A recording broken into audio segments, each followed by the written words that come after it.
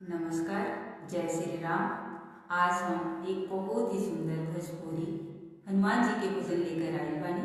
आप लोग पूरा वीडियो वॉच करब। अगर भजन बढ़िया लगे तो वीडियो के लाइक करब, शेयर करब और पेज पर नया होकर तो पेज की फॉलो करब। तो चलिए प्रस्तुत करत हनी।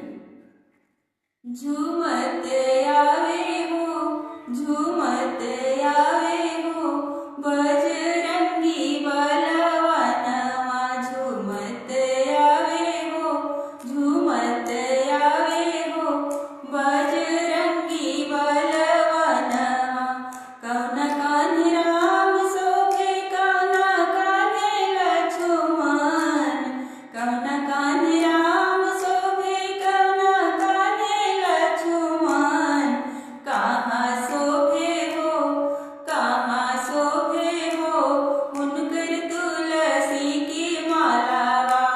कहाँ शोभे हो, उनकर तुलसी की मालावा। झूमत आवे हो, बजरंगी बलवानवा झूमत आवे हो, बजरंगी बलवानवा।